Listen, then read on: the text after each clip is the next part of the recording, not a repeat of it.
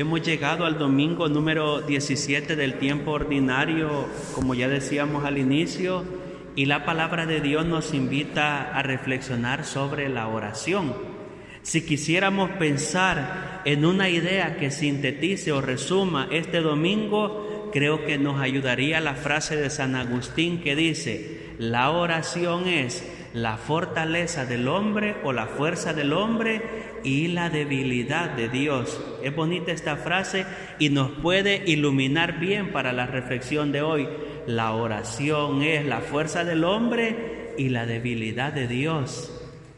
Y este tema de la oración ciertamente es muy extenso. Yo vuelvo a insistir algo que he ido diciendo durante los 3 años que llevo ya en esta parroquia, y es que es importante tener presente el catecismo.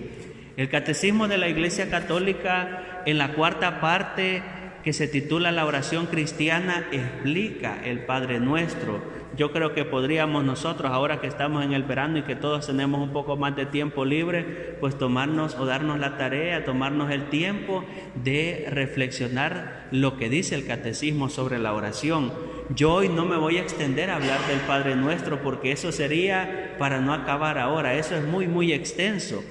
Entonces quiero decir unas ideas en torno a la oración. Lo primero es que la oración es diálogo con Dios.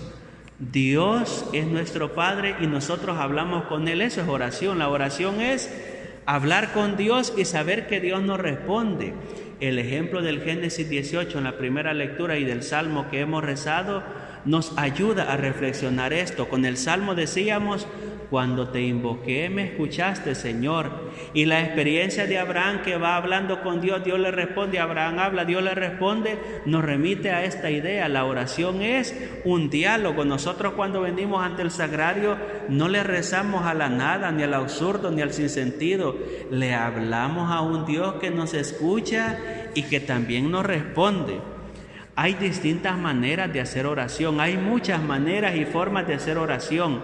Hay oración de acción de gracias, hay oración de petición, tenemos la oración al Sagrado Corazón de Jesús, tenemos el rosario, la oración a San José, la oración a los santos patronos. Tenemos muchas maneras de hacer oración, pero la manera más perfecta es lo que estamos haciendo hoy, la celebración de la Santa Misa.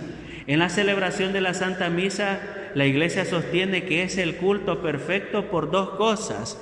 Primero, porque alabamos a Dios y nos santificamos.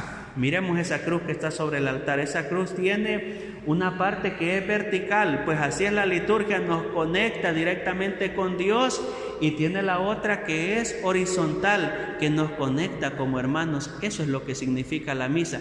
Esa es la oración perfecta, que nos une a Dios y también que nos une a los demás. En el Génesis 18 hemos escuchado a Abraham dialogar con Dios. Podríamos decir que esta primera lectura es un ejemplo de lo que llamamos oración de intercesión y oración de petición. A mí me impresiona cada vez que leo este pasaje bíblico cómo Abraham dialoga con Dios, cómo va regateando con Dios, como si estuviera comprando algún producto y quiere que se lo vendan en un precio inferior. Le dice Abraham a Dios: Señor, ¿y vas a destruir Sodoma y Gomorra? ¿Acaso los justos merecen la misma suerte que los malvados? Es la pregunta que le plantea a Dios, y Dios dice que no. Y entonces Abraham le dice: Señor, ¿y si allí hubieran 50 justos, la vas a destruir? Y Dios dice no. Y entonces Abraham empieza como buen vendedor a irle quitando: y si hubieran 45, Señor, la destruirías. Y Dios responde que no. Y después le dice: Señor, ¿y si hubieran 40? ¿Y si hubieran 30? ¿Y si hubieran 20? ¿Y si hubieran 10? Y dice Dios: no la destruiría. Y Abraham se queda en el número 10. Ya si leemos el capítulo 19 del Génesis, nos damos cuenta que Sodoma y Gomorra fue destruida porque los únicos justos que estaban ahí eran Lot y sus hijas. La mujer de Lot, ya sabemos que en el camino de salida quedó convertida en sal. Ahora la pregunta es: aquí en Alcalá, ¿cuántos justos habrá? Podríamos preguntarnos nosotros. Si hoy el juicio de Dios fuera sobre Alcalá y le planteásemos la pregunta a Dios: Señor, ¿y si hubiera 50 justos, la destruirías? Habría que preguntarnos si hay 50 justos. La Biblia, cuando usa la palabra justo, referido a un hombre, a una mujer o referido a Dios, se refiere a la santidad. ¿Habrá algún hombre que sea santo? ¿Habrá alguna mujer que sea santa en Alcalá? Creo que cada uno se conoce. Aquí la santidad no es solo ser buena gente, porque las calles del infierno están empedradas con buena gente. Se trata de ser santo o santa, o se es santo o no se es santo. Ahora podemos nosotros, a la luz del ejemplo de Abraham, decir que necesitamos más hombres y mujeres que oren constantemente. La iglesia es como Abraham. La iglesia eleva su oración siempre a Dios. Por eso en la misa pedimos tantas cosas. Pedimos por la paz, pedimos por el perdón de los pecados, pedimos por la reconciliación de los pueblos, pedimos para que se acabe el hambre en el mundo, pedimos para que todos conozcan a Cristo, pedimos por los que se sienten solos en la misa, pedimos por todos, por los vivos y por los difuntos y por sus diferentes necesidades. Además, la oración, como ya les decía, tiene esa doble realidad. Nos une con Dios y nos conecta con los demás. Por eso nosotros también tenemos en nuestra oración que pedir siempre por los demás. Si ponéis atención a las peticiones que hacemos después de la profesión del credo, pedimos por los enfermos, pedimos por los que están tristes, oramos por los difuntos. Nosotros, como Abraham, pedimos a Dios, elevamos nuestra oración a Dios. En el Evangelio, Jesús estaba orando, hemos escuchado, según nos cuenta San Lucas, y uno de los discípulos le dice: Señor, enséñanos a orar. Qué buena esta oración de este discípulo: Señor, enséñanos a orar. Así como tú oras, así como es de bonita tu oración, nosotros queremos aprender a orar, es lo que pide el discípulo.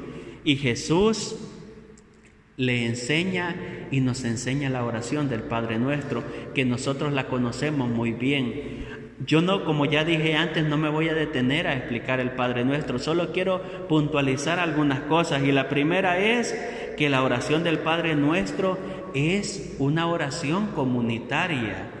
Todo está rezado en plural. Padre nuestro, no dice Jesús Padre mío. Perdona nuestras ofensas, no mis ofensas. Perdona nuestras ofensas, danos el pan de cada día, no nos dejes caer en tentación. Está rezada en plural porque fue pensada para rezarla en comunidad. Y esto es importante tenerlo claro. Nos salvamos en racimo, nos salvamos en comunidad. Nadie se salva ni se condena solo. Es importante entender la dimensión de la comunidad. Y aquí podríamos nosotros distinguir la teología cristiana católica de la protestante. Este elemento del Padre Nuestro nos ayuda, o al ver la cruz lo podemos entender. La teología protestante se centra solo en la dimensión vertical, Dios y yo, y olvida la dimensión horizontal. Ahí está un error grande de esa teología. La teología cristiana católica piensa en las dos, nos une con Dios, pero también con los hermanos. Por eso, cada domingo la iglesia nos reúne como comunidad, nos reúne como asamblea, nos reúne para celebrar la Santa Misa. Y prueba de ello es que el arzobispado se preocupa porque tengan ustedes un sacerdote que el día domingo, aunque no se pueda toda la semana, pero que el día domingo presida la misa y todos como comunidad elevemos nuestra oración a Dios. Luego Jesús cuenta una parábola y concluye la parábola diciendo: pedid, buscad, llamad. El que pide recibe, el que busca encuentra y al que llama se le abre. Y la conclusión del Evangelio es preciosísima. Jesús nos invita a invocar el Espíritu Santo. Pregunto yo, ¿y vosotros invocáis todos los días al Espíritu Santo? Yo creo que si nosotros cristianos invocásemos todos los días la luz del Espíritu Santo, las cosas serían diferentes. Por tanto, hermanos, como ya he dicho, la oración es un diálogo con Dios que nos lleva a dialogar con los demás. La oración que nos une con Dios también nos tiene que llevar a mirar al otro. Hay distintas maneras de orar, pero lo más importante es que nosotros continuamente hagamos oración. Lo repito una vez más, hay que leer lo que dice el catecismo de la oración y después de leer eso hay que orar todos los días. A mí me llama la atención lo que sucede en el templo de Alcalá antes de la misa. Hay algunas personas que vienen muy luego, pero muy luego, y se sientan a orar. A mí me gusta eso. Hay algunas personas que vienen y son tan devotas de la Virgen Santísima Madre del Pilar, que vienen, encienden una velita, un velón de esos que están ahí, y se sienta viendo la imagen de la Virgen a orar. Así tenemos que ser nosotros. Tenemos que aprender a orar todos los días, a invocar el auxilio de Dios. Y cuán importante es en la oración contar con el auxilio de la Virgen Santísima, nuestra Madre del Pilar. Profesemos nuestra fe. Creo en Dios,